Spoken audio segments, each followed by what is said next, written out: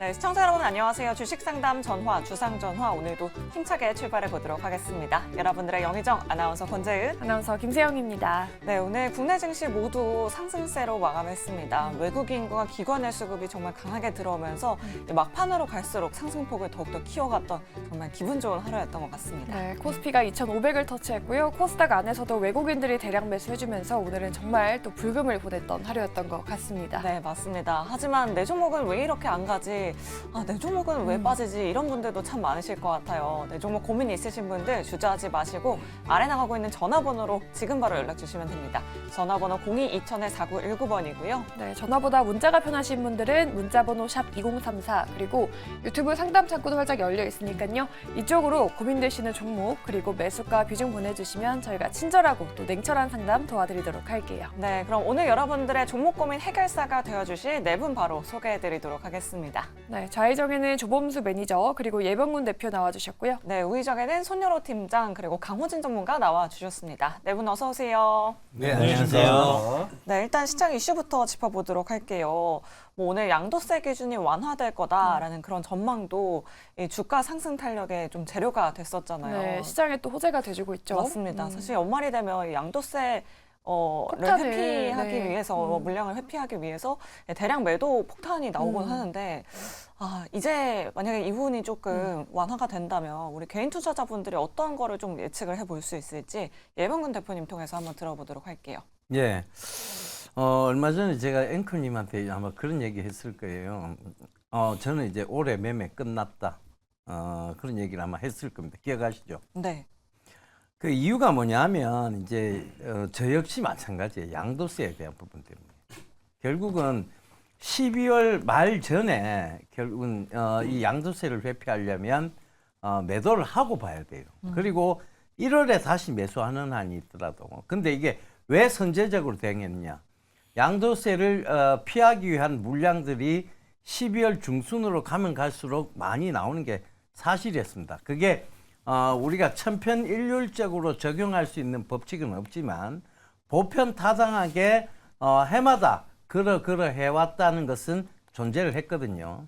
그 양도세가 마찬가지였어요. 그런 의미에서 보면 항상 12월이 특히 코스닥 시장이 좀 좋지 못했던 이유는 양도세 매도 폭탄이라는 게 있었죠. 그래서 이런 부분들이 결국 양도세가 완화가 되고 그러니까 지금 어떤 시대하고는 맞지는 않아요. 지금 사실 물가가 많이 올랐습니다. 근데 이 기준 자체는 오래전부터 적용되어 왔던 그 10억이라는 기준 굉장히 약하죠. 그러니까 이 부분 때문에라도 물량의 어떤 출회가 많이 이루어졌었는데 지금 이거는 올리는 게 정상은 맞아요. 근데 이게 확고해져야 아마 양도세 매도 폭탄이라는 것은 12월 달에서 조금 줄어들 것이다라고 볼 수 있을 겁니다. 그래서 지금 아직은 양도세에 대한 부담 때문에 오늘도 대다수 종목군들이 굉장히 좋은 흐름을 보였습니다만은 개별 종목에서 급락이 나오는 것들이 좀 있었어요. 그 이유는 이 역시 양도세에 대한 부분이 없지 않아 존재한다. 이렇게 보시면 될 것 같아요. 그러니까 이건 여전히 천편일률적으로 적용할 수는 없지만 보편타당하게 12월만 되면 적용되어지는 어떤 그런 흐름이라는 거 그걸 좀 참고해 보신다면 미리 선제적으로 대응하면 12월 말로 갈수록 이 물량에 대한 부담들이 생기기 시작합니다. 그런데 항상 12월 25일 즉 크리스마스 기점으로 해서 이 양도세 매도 폭탄들이 많이 없어졌던 것도 사실이에요. 그러니까 그런 부분을 잘 참고하시면서 시장 대응을 하셨으면 좋겠습니다. 네, 양도세가 좀 완화되면서 산타 랠리 그리고 그 이후 랠리까지도 좀 견인해주면 참 좋을 것 같네요. 맞아요. 저희가 어제 이 제미나이에 대한 이야기를 했었는데 네. 다음 키워드로 알아보도록 할게요. 이 제미나이를 선보인 지 하루 만에 구글의 주가가 5% 넘게 올랐고 또 AI 특수가 더 강해질 거다라는 기대감 덕분에 AMD도 무려 또 10% 넘게 급등이 나왔습니다. 오늘 우리 국내 증시에서도 관련한 종목들이 정말 큰 상승세를 보였는데 이 부분은 선 팀장님께 한번 여쭤보도록 할게요. 관련한 종목들 지금이라도 눈여겨봐도 괜찮을까요? 네, 충분히 좀 가능하다 그렇게 보고 있고요. 이 제미나이라는 키워드가 어제는 기대감을 줬다라고 하면 오늘은 이제 실적에 대한 기대감을 준 것이다. 그렇게 판단되고 있고 제미나이는 결코 제미니가 아니었습니다. 그래서 정말 이 성장주에 대한 투심을 상당히 개선시켜준 뉴스가 아닌가 그렇게 판단되고 있고요. 만약 이런 제미나이가 기대감을 충족시켜주지 못했다고 하면은 여전히 많은 전문가분들 사이에서 개별 종목 장세를 준비해야 됩니다. 개별 종목 장세 준비를 해야 됩니다. 이렇게 말씀을 드렸겠지만 제미나이가 성장주에 대한 투심을 상당히 개선시켜 주면서 성장주 투자 아직도 유효하다. 그래서 말씀을 드려볼 듯 하고요. 일단은 오늘 가장 강한 모습을 보여줬던 것은 이제 온디바이스 AI 관련 종목이었습니다. 이제 뭐 지금 화면에 나오시는 종목들이 10에서 15% 이상 변동성을 보여줬고 이런 수급이 이제 개인 투자분들이 아닌 외인과 기관의 수급이었기 때문에 충분히 좀 투자 여력이 있다라고 판단되고 있고요. AI 소프트웨어들도 맥점을 잡는 모습 확인됐습니다. 셀바스 AI, 솔트룩스, 마음 AI 이런 종목들도 외인과 기관의 매수세가 들어오는 모습 보여주었습니다. 이미 오른 종목이 더 큰 변동성을 보여준 것은 아쉽지만 그 섹터가 우리가 흔히 알고 있는 실적이 나오고 있는 온디바이스 AI 관련 종목이나 어떤 칩 기업들 이런 종목들이 강한 변동성이 나왔기 때문에 나는 안정적인 수익을 원해라고 하시는 분들은 저는 온디바이스 AI 관련 종목들, 칩 관련 종목들 매수 가능하다라고 판단되고 있고 난 좀 단기적인 관점으로 큰 기대 수익률을 원한다라고 하시면 이제 AI 소프트웨어 관련 종목들 충분히 좀 공략 가능하다 그렇게 좀 말씀을 드려보도록 하겠습니다. 네. AI 소프트웨어 관련된 종목들 계속해서 지켜보자라고 이렇게 말씀해 주셨는데 또 AI 반도체 하면은 조범수 매니저님이 또 전문가시잖아요. 네. 매니저님은 혹시 관심 갖고 있는 종목들 좀 갖고 계실까요? 관심 있는 종목은 많습니다만 사실 좀 사기 무서운 위치에 있는 종목들이 좀 많을 겁니다. 이제 아마 좀 몇 가지 짚고 넘어갈 부분이 있어서 좀 이렇게 손을 들었는데 AMD가 아무래도 이제 신제품 발매하면서 AI 수요가 늘어날 것이다. 상세 내용은 뭐 엔비디아보다 싼데 성능은 엔비디아보다 더 좋습니다라는 이야기를 하다 보니까 10%가량 가깝게 올라갔는데 사실 이제 우리가 조금 그래도 신경 쓰고 짚고 넘어가야 될 포인트가 몇 가지가 있습니다. 엔비디아 향해서 지금 어찌 보면 4분기와 1분기 내 어느 정도 일부 비수기인 점은 감안하고 넘어가되 중국 수출 규제적인 부분에서 어찌 보면 이제 마이너스적인 요소로 접근을 하고 있어요. 근데 AMD는 괜찮을까요? AMD도 중국 수출 규제 똑같이 받습니다. 이번에 공개된 MI300X도 동일하고요.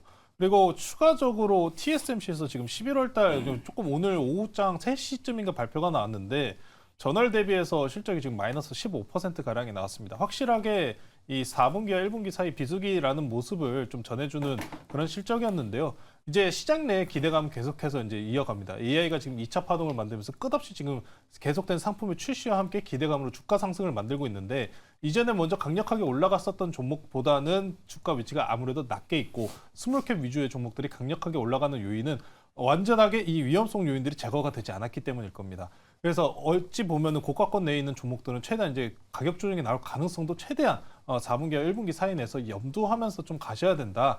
그런 이야기 좀 전달드리기 위해서 손들었고요. 다만 반도체는 이제 저가권 내에서 회복하는 구간이기 때문에 너무 이제 지금 높이 있는 뭐 HBM 내지는 아니면 제조 반도체 이런 특정 AI 섹터 종목들만 조심하시면은 밑에 구간에서 좀 물리셔도 시간 지나면은 금세 또 회복하는 그런 반도체 슈퍼사이클 장이 좀 오지 않을까 그렇게 설명드리겠습니다. 네, 알겠습니다. 이렇게 반도체 섹터 짚어봤으니까 바이오 섹터도 한번 짚어보도록 할게요. 네. 오늘 코스닥 지수가 2% 넘게 상승했는데 뭐 2차 전지도 강했지만 오늘 셀트리온 그룹주들이 정말 뜨거운 상승세를 보여줬습니다. 맞아요. 또 합병에 대한 기대감이 있잖아요. 맞아요. 뭐 셀트리온이 또 토종 바이오시밀러에서 이제는 글로벌 빅파마로 또 진화 중이다라는 네. 호재 소식도 있던데 예병훈 대표님께 한번 여쭤보도록 할게요. 제약바이오주를 내년 유망주로 보시는 분들도 많던데 대표님은 좀 어떻게 보고 계세요? 일단 우리 사회의 구조적인 부분을 먼저 좀 파악을 해봐야 될 것 같아요. 그러니까 지금 우리 사회는 이제 초고령 사회로 넘어가고 있는 중이에요. 출산율은 굉장히 저조해지는 반면에 수명은 굉장히 늘어났다는 거죠. 그러면서 초고령 사회로 이제 진화를 하고 있는데 이 초고령 사회에서 그럼 가장 주목받을 수 있는 게 뭐냐? 자, 내가 나이가 들었어요. 나이가 들어서 이제 은퇴도 하고 그러면 가장 이제 제일 먼저 뭐부터 생각하느냐면 건강부터 생각하겠죠. 진짜 지금 베이비 부머 세대들이 은퇴해서 그들이 그들에게 꿈은 딱 네 가지로 압축 요약할 수 있습니다. 무병장수. 그렇죠. 무병장수인데 그러기 위해서는 이 제약바이오 섹터가 성장할 수밖에 없는 거죠. 근데 이제 제가 이제 수요일 날 출연해서도 셀트리온은 굉장히 긍정적으로 말씀을 드렸어요. 그때도 이 서정진 회장님이 아마 가만히 있지는 않는다. 지금 주식을 쪼갰다가 합쳤다가 쪼갰다가, 그러니까 주식에 되게 민감하신 분이다. 그리고 이분이 또 결국은 바이오 쪽 전공이 아니에요. 제약 바이오 쪽 전공이 아닙니다. 이공계가 아니에요. 그러니까 주식에 민감하실 수밖에 없죠. 그러니까 이런 부분들을 참고해 보신다면 셀트리온 그룹주들 굉장히 좀 긍정적으로 보시면 된다라고 말씀드렸는데, 이미 이제 잔치가 막 벌어지고 있는 곳에 따라 들어갈 이유는 없어요. 그러니까 이미 거기에 대해서는 지금 제약바이오는 전체적으로 봐야 되는데, 최근에 보면 우리나라의 제약바이오를 굉장히 우수하게 보고, 특히 의료기기 이런 쪽을 우수하게 보고 사우디가 자잔 산업 단지 거기에 지금 발표를 한 게 있어요. 그러니까 뭐 아스타라고 해서 말디토프 질량 분석기, 이 굉장히 의료과학 분야에서 많이 정말 정확도가 높은 것들입니다. 이런 거에 지금 6천억을 투자하겠다는 얘기가 지금 나왔고, 미코바이오메드 역시 마찬가지입니다. 그런 회사들의 투자에 대한 얘기들이 이미 기사화됐고 가시화되고 있는 중이죠. 그리고 이제 황반변성 치료라 그래서 눈이 이제 노화가 되면 눈 한쪽을 딱 감으면 멍하게 안 보이는 경우가 있습니다. 이거 황반변성인데 이 국책과제로 선정이 되면서 파맵신이 굉장히 강한 상승세, 이번 주에 뭐 지금 상한가를 벌써 2번 치고도 굉장히 강한 상승세를 보이는 게 있거든요. 이게 뭐냐면 지금 제약바이오는 앞으로 더더욱이 어디에 초점을 맞추느냐, 노인성 질환에 초점을 맞출 거라니. 왜냐하면 특히 내년 총선이 있어요. 그러면 뭐가 제일 많이 나오겠습니까? 인구층이 가장 두터운 쪽에 표심을 잡는 정책이 많이 나오겠죠. 그게 뭐냐 하면 결국은 노인과 관계된, 노인이라고 해요. 저도 노인, 그러니까 노인이라고 얘기하기 좀 죄송합니다만, 나이 드 연세 드신 분들과 관계된 그런 질병과 관계된 이런 아마 종목들의 국책과제 선정이라든가 이런 것들이 굉장히 많이 나올 겁니다. 그렇다는 것은 결국은 제약바이오의 업황이 기대감으로 좋아질 수 있다, 이렇게 판단을 하셔야 될 것 같아요. 그래서 제약바이오 업황 내년에는 호황기를 다시 찾을 수 있을 것이다. 전성기를 다시 한번 누릴 수 있을 것이다. 그런데 어느 쪽, 그러니까 노인성 질환, 거기에 아마 초점을 맞출 것이다. 이렇게 보여집니다. 네, 알겠습니다. 앞으로의 바이오 전망까지 이렇게 말씀해 주셨으니까 투자 판단에 또 참고해 보시면 좋을 것 같습니다. 네, 다음으로는 한번 게임주 짚어보도록 할게요. 네. NC소프트의 신작이 공식 데뷔했습니다. 그런데 출시하자마자 NC소프트의 주가는 또 폭락이 나왔습니다. 네. 뭐 워낙 기대가 컸었던 작품이라서 좀 실망감이 더 크게 다가오고, 네. 그게 뭐 고스란히 주가에 반영이 된 건지 우리 조문수 팀장님께 한번 여쭤보도록 할게요. 이번에 TL이라는 게임 자체가 뭔가 기대만큼이 아니었던 건가요?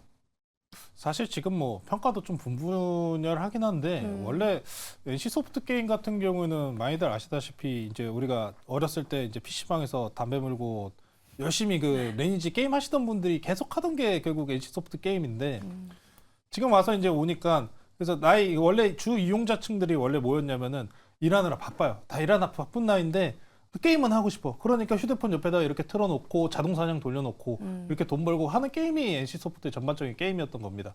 근데 이제 와가지고 좀 애매해졌어요. TL이 출시를 보면은 그 평가도 갈린다는 이유가 수동 조작과 관련된 부분을 조금 더 강조를 한 것 같은데, 이전의 색깔은 또 벗지는 못하고, 그러자니까 이전에 또 하시던 분들이 와서 하기에는 또 자동 사냥도 없고 상당히 분분열하고 실망 기대감이 조금 더 크다 보니까 이러한 모습이 나온 것 같습니다. 다만 근데 게임주 내에서 기대감 심리로 좀 어느 정도 주가의 상승을 이루다가 신작 공개를 하고 확인해 보니까 별로네 하면서 이렇게 내려온 거는 하루 이틀 있었던 일은 아닙니다. 다만 이 NC소프트라는 기업이 참 아쉬운 점은 시장 내 산업군 내에서 좀 이제 산업 발전 속도에 좀 뒤처지고 있지 않나, 트렌드를 못 맞추고 있다, 좀 그런 느낌이 강합니다. 여러 이제 게임주들 같은 경우에도 이제 판로를 이제 여러 판로를 넓히면서 북미향, 유럽향, 특히나 뭐 이제 콘솔 이제 패키지 게임 이쪽으로 넓혀가고 있는 가운데 NC소프트는 아직 본인들이 차라리 잘하는 부분에 강점을 두고 갔었더라면 저는 오히려 더 좋지 않았을까, 그렇게 생각을 하고 있습니다. 다만 이 NC소프트가 그래도 신작을 출시하면서 새로운 도전을 하고 있다는 바로서는 다음 출시작 아니면 현재 지금 TL 출시 관련해 가지고 어느 정도 좀 개선 사항이 나온다면은 또 주가에 좋은 영향을 미칠 수 있을 것으로 보이고요. 오늘 같은 경우에는 특히나 뭐 여러 가지 뭐 특히 게임 어워즈라고 해서 오늘 이제 상을 주는, 그러니까 연말 행사가 있었습니다. 뉴욕 미국에서. 그 가운데서 뭐 넥슨 게임즈 같은 종목들은 신작 발표, 그리고 기습적으로 또 신작을 출시하면서 지금 현재 뭐 동시 접속자가 12만을 넘어갔다라는 이야기까지 나오면서, 사실 이 게임주라고 하기에는 굉장히 여러 가지 판로가 나뉘어집니다. 뭐 중국 판호 관련주, 아니면 북미, 유럽향 뭐 패키지 게임 관련주, 온라인, 모바일, 거기다가 요새는 하나 더 추가됐죠. 코인까지. 네, 코인까지 좀 추가되면서 굉장히 완전히 개별 섹터로 놉니다. 게임주라는 하나의 섹터로 뭉쳐서 노는 게 아니라 완전히 개별 섹터로 놀기 때문에 게임주를 만약에 접근하실 거면은 그 기업에 대해서 굉장히 공부를 많이 하시고 접근을 하는 게 좋아 보입니다. 그리고 특히나 최근에 코인주 관련해서 위메이드 같은 종목이 좀 많이 올라오는데, 위메이드 종목 같은 경우에 저는 개인적으로 항상 코인주라고 설명드립니다. 게임주보다는. 1초에 위메이드가 자기들 코인 거래소 이번에 STO 접근하는 얘기도 나왔다 보니까 코인 관련주로 보는 게 맞지 않을까 싶은데, 자, 화면 보시면서 이것까지만 좀 설명드릴게요. 코인 관련주, 특히나 위메이드 게임주 중에 위메이드가 올라가는 이유 중에 여러 가지 뭐 STO 관련도 있고, 부산 이제 디지털 자산 거래소 사업 STO권을 이제 따려고 이제 시도를 하고 있다. 뭐 이제 두바이에서 투자를 받았다. 이제 위믹스 토큰이 다시 이제 뭐 최대 거래소 뭐 빗썸, 코인원에 다시 재상장한다. 이런 얘기까지 나오다 보니까 뭐 5,000원을 찍었다, 이런 이야기가 나오는데, 사실 재밌는 이야기는 비트코인이 먼저 올라가면은 사실 이런 다른 종목들을 같이 쫓아 올라옵니다. 지금 보시는 게 비트코인인데 지금 국내에 지금 6,100만 원까지 갔네요. 자, 다른 것도 볼게요. 다른 거 뭐 리플, 솔라나, 이더리움, 도지코인, 이거 오랜만에 보네요. 도지코인 다 올라갑니다. 클레이튼 올라가요. 위믹스가 뭐 특출나서 올라간 거 아닌가요? 아닙니다. 아니기 때문에 사실 이 만약에 비트코인 조정 나오면은 위믹스 코인 토큰 같은 경우에도 조정이 찾아옵니다. 그래서 STO 사업자건에 관련해서도 위메이드가 이전에 어찌 보면 소일코 외양간을 고치고 있다시피 어느 정도 좀 이제 너무 이제 큰 기대감을 가지시기보다는 좀 천천히 이제 개별적인 섹터 내에서, 아직 위메이드는 이전에 한번 신뢰를 잃은 기업입니다.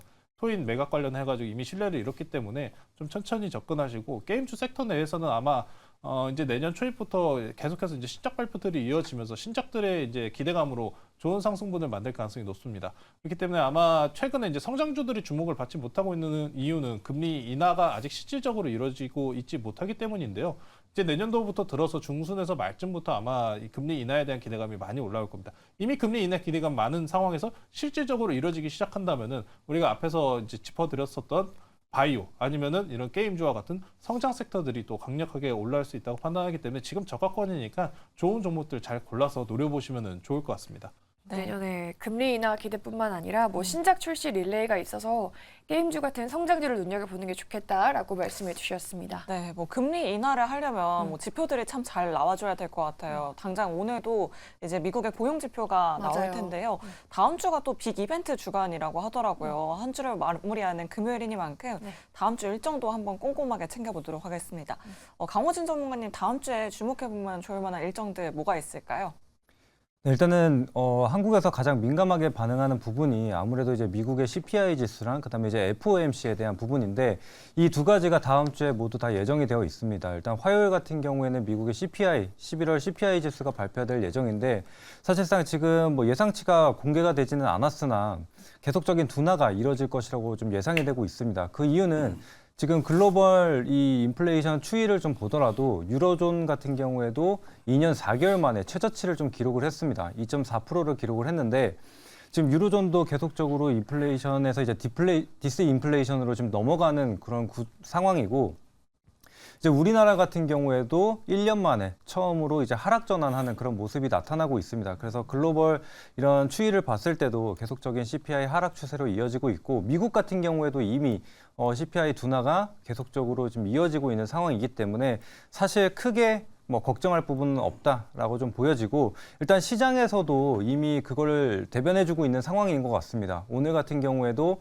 이런 중대한 이슈들을 앞두고 있음에도 불구하고 미국장도 이제 기술주들이 전부 다 올라주는 모습이 보였고, 물론 호재가 있었지만 이런 이슈를 앞두고서는 장중에 오르다가도 상승폭을 좀 반납하는 경우가 좀 많았는데, 오늘 같은 경우에는 국내 시장을 보더라도 환율이 떨어지는 그런 모습도 나타나고, 또 이제 외인과 기관, 이런 메이저들이 이런 기술주들로도 계속적으로 순매수를 좀 보여주는 그런 모습이 나타났습니다. 게다가 오후장에 오히려 강한 모습을 보여줬기 때문에 그런 측면으로 봤을 때는 둔화세가 계속적으로 이어질 거다라고 좀 보여지고 있습니다. 게다가 추가적으로 이 지금 국채 금리를 한번 보시게 되면, 이전에 5%까지 올라갔었던 국채 금리가 현재는 이제 4% 초반대까지 내려왔습니다.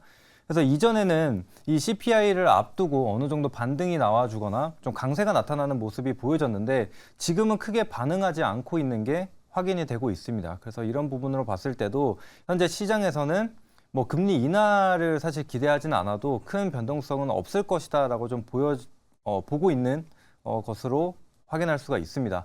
게다가 이제 수요일에는 FOMC가 이제 예정이 되어 있는데, 이제 아까 말씀드렸었던 대로 금리 인하가 나올 것으로 보여지진 않습니다. 왜냐하면 금리 인하를 진행을 하게 된다는 것은 결국에는 이제 경기 둔화가, 그러니까 점진적인 둔화가 아니라 침체를 인정하는 부분이 되는 상황이기 때문에, 연준 입장으로서도 지금은 금리 인하를 할 수는 없다라고 좀 보여줄 수가 있습니다. 그 이유는 지금 사실상 경기가 계속적으로 힘들다라는 얘기가 나오고 있는 상태죠. 특히 이제 서민들이 살기가 힘들다라는 얘기가 나오고 있는데, 만약에 여기서 연준이 금리 인하를 하게 된다라면 지금 이 연준이 가파른 속도로 가파르게 금리를 올렸기 때문에 경기 침체가 왔다라는 것을 인정하는 부분이 됩니다. 그러면 화살이 결국에 다 연준으로 돌아갈 수가 있는 부분이기 때문에 지금은 연준이 금리 인하를 할 수는 없다라고 좀 보시면 될 것 같고, 또 추가적으로 이 점도표를 한번 보시게 되면 이제 9월에 나왔었던 점도표인데, 올해 예상 이 금리 수준이 5.25에서 5.75 정도로 지금 대부분이 몰려 있습니다. 물론